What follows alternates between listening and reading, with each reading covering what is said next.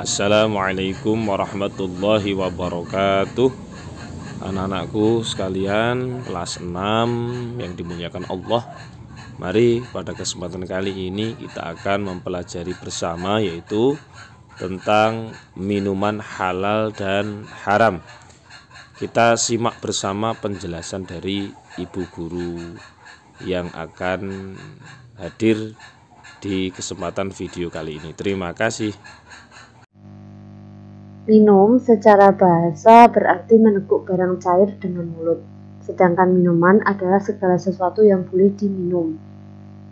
Dalam bahasa Arab, minuman berasal dari kata al-ashribah dan jamaknya al-shrab yang artinya minuman-minuman. Minuman halal, minuman yang boleh diminum menurut ketentuan Al-Quran dan hadis. Semua jenis minuman yang terbuat dari bahan-bahan yang dihalalkan, walaupun bahan dasarnya adalah air seperti kopi, teh, es jus, dan lain-lain. Hukum minuman halal pada dasarnya adalah baik dan halal untuk dikonsumsi, asalkan sesuai dengan syarat dan ketentuannya. Dengan kata lain, makanan pada dasarnya adalah halal sampai ada dalil yang menyebutkan bahwa makanan tersebut haram hukumnya untuk dikonsumsi. Nah, minuman halal adalah tidak mendekatkan kita pada syaitan atau bukan untuk hal yang tidak diridhoi oleh Allah Subhanahu wa taala. Jenis minuman halal yang pertama, semua jenis air atau cairan yang tidak membahayakan bagi kehidupan manusia. Contohnya, minuman yang airnya alami seperti air sumur, air dari mata air sungai, air danau, air hujan, dan air kelapa. Yang kedua, minuman yang airnya bercampur dengan benda lain seperti susu, kopi, teh, dan lain-lain. Kemudian, minuman yang melalui proses kimia, contohnya minuman bersoda seperti Sprite, Coca-Cola, Fanta, dan yang lainnya. Yang kedua yaitu air atau cairan yang tidak memabukkan walaupun sebelumnya pernah memabukkan, seperti arak yang berubah menjadi cuka. Yang ketiga, air atau cairan bukan berupa benda najis atau terkena najis. Yang keempat, air atau cairan yang suci yang didapat dengan cara yang halal.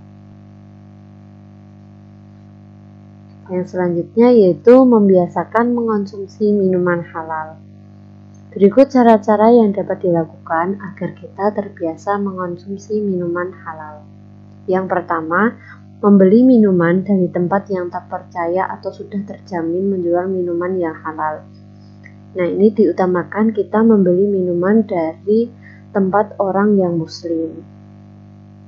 Yang kedua, membeli minuman dengan uang yang diperoleh dengan cara yang benar dan halal, bukan dengan hasil mencuri. Selanjutnya, menghindari meminum minuman yang telah ada dalil yang melarang. Yang keempat, bergaul dengan orang yang baik sehingga terjaga dari minum yang haram. Jadi, ketika kita berteman dengan orang yang baik, insya Allah kita juga akan tertular dengan pergaulan yang baik juga. Yang selanjutnya yaitu hikmah mengonsumsi minuman halal. Yang pertama, mendapat kesehatan hati dan jasmani atau badan. Yang kedua, supaya doa dikabulkan oleh Allah Subhanahu wa taala. Yang ketiga, dijauhkan dari siksa api neraka. Yang keempat yaitu minuman yang halal menumbuhkan perbuatan yang baik.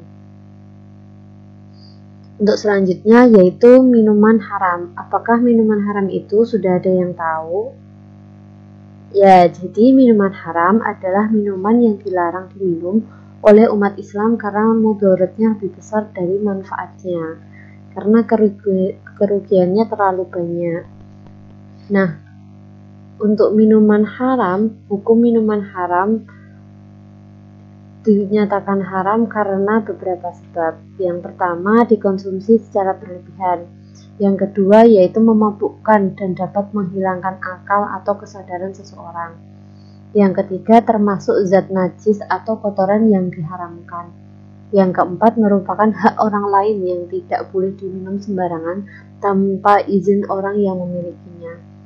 Yang kelima, menjijikkan dan tidak sepantasnya dikonsumsi oleh manusia. Terus selanjutnya, membahayakan kesehatan maupun nyawa manusia jika dikonsumsi. Jenis-jenis minuman haram. Yang pertama yaitu minuman yang berasal dari darah.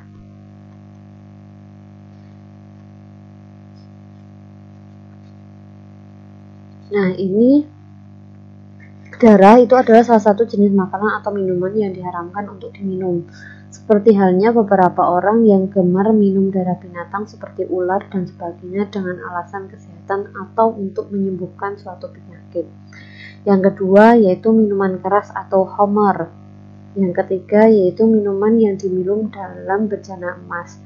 Jadi minuman yang diminum dalam bejana emas ini dilarang karena Allah tidak menyukai perbuatan yang berlebih-lebihan karena perilaku tersebut adalah perilakunya orang kafir. Yang keempat yaitu minuman yang membahayakan diri. Jadi minuman yang membahayakan diri ini adalah minuman yang dicampur racun atau zat yang dapat membahayakan nyawa seseorang. Sebagai contoh, seseorang meminum racun dan mencoba menyakiti dirinya sendiri atau melakukan usaha untuk bunuh diri. Yang selanjutnya yaitu minuman yang diambil dari orang lain tanpa izin. Jadi ketika kita ini ingin meminum, kita harus izin dulu jika minum itu bukan milik kita sendiri.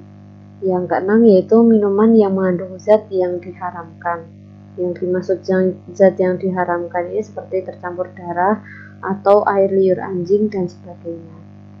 Yang ketujuh yaitu minuman yang tercampur najis, yaitu seperti najis kotoran dan minuman yang mengandung najis haram hukumnya untuk dikonsumsi oleh umat Islam. Semua hal yang najis haram hukumnya seperti darah dan bangkai, namun segala yang haram belum tentu najis. Misalnya ganja dan obat-obatan terlarang, dia haram tapi tidak najis. Yang kedelapan yaitu meminum dengan efek psikotropika. Jadi efek psikotropika itu minuman yang dicampur dengan obat bius dan yang lainnya. Dan ini ini haram, di mana dapat menghilangkan akal dan kesadaran seseorang, dan efeknya sama seperti minuman keras yang menyebabkan kecanduan. Selanjutnya yaitu cara menghindari minuman haram. Yang pertama, memiliki keyakinan bahwa minuman haram tidak baik bagi kesehatan tubuh. Yang kedua, hendaknya tidak makan dan minuman yang hasil maksiat. Yang ketiga, perbanyak mendekatkan diri kepada Allah Subhanahu wa taala. Yang keempat, menjaga diri kita dari hal-hal yang sekiranya merusak dan tidak berguna. Yang kelima, dapat membedakan mana yang boleh dilakukan dan mana yang tidak boleh dilakukan, mana yang benar dan mana yang salah. Selanjutnya yaitu akibat mengkonsumsi minuman haram. Yang pertama, akan mendapatkan murka dan azab dari Allah Subhanahu wa taala baik di dunia maupun di akhirat. Yang kedua, hati tertutup sebab tidak menerima hidayah atau petunjuk dari Allah. Yang ketiga, ibadah yang dikerjakan sia-sia.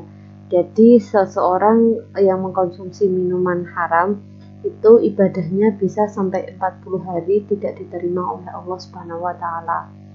Yang selanjutnya yaitu susah menerima ilmu kebenaran. Ya baik, kurang lebihnya mohon maaf dari Bu Laili. Sampai berjumpa kembali di minggu depan. Semoga kalian dalam keadaan sehat selalu, semangat belajar selalu. Wassalamualaikum warahmatullahi wabarakatuh.